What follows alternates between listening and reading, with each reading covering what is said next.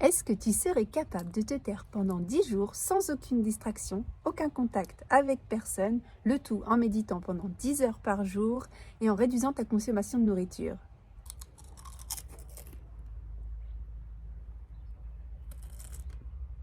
Eh bien, c'est l'expérience que je m'apprête à vivre. Dans quelques jours, je pars en France pour une retraite Vipassana. Quoi? Vipassana. Eh bien, c'est une retraite silencieuse pour apprendre une technique de méditation ancestrale très puissante, héritée directement de Bouddha il y a 2500 ans. Vipassana, en fait, c'est un art de vivre qui se veut être un remède universel pour les maux universels. La technique n'est reliée à aucune religion et elle a pour but de nettoyer toutes les impuretés mentales et le bonheur suprême de la libération. Ah oui, d'accord, rien que ça. Eh oui, rien que ça.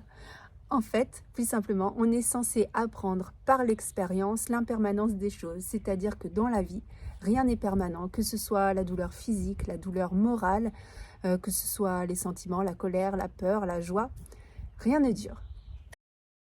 Alors pendant 10 jours, il faut respecter un code de discipline très strict qui vise à calmer l'esprit, à n'avoir aucune distraction pour garder l'objectif en tête tout du long et à pratiquer suffisamment pour que ce soit bénéfique.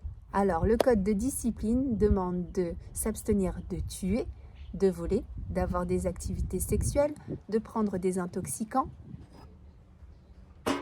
de mentir, bien sûr de respecter le noble silence, c'est-à-dire le silence de corps et d'esprit. Donc en fait, tu ne dois avoir aucune interaction avec personne, que ce soit par la voix, par le regard, par le toucher.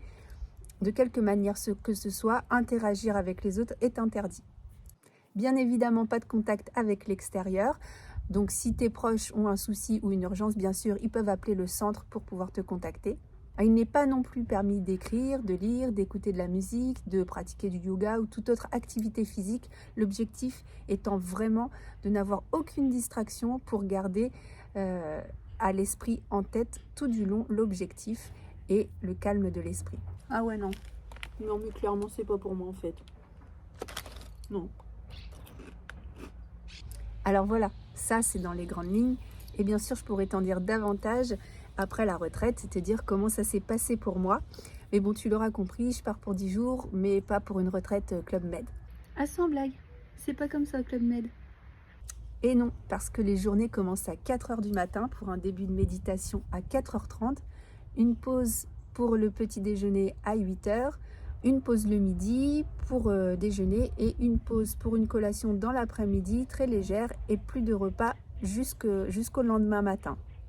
Extinction des feux à 21h30, ce qui nous fait une moyenne de 10 heures de méditation par jour. Et rebelote le lendemain pendant 10 jours. Oui, bon, il semblerait qu'une personne sur 5 abandonne avant la fin. Ben ouais.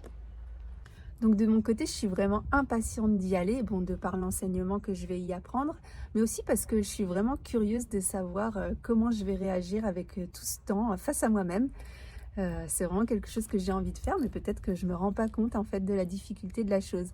Enfin, je dois avouer que pour l'instant, ce qui me fait le plus peur, c'est de laisser mes 2 filles et mon mari pendant 10 jours sans nouvelles. Ce sera la première fois que ça nous arrive, sachant que on a voyagé pendant longtemps, on a été nomades, on a fait l'école à la maison avec nos filles, donc on est restés vraiment tous les 4 tout le temps pendant toutes les années passées.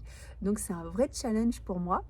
Mais bon, à la fois, ça va me permettre de voir comment je vis en dehors de mon cocon familial, vraiment très confort, je dois le reconnaître. Donc départ mercredi prochain.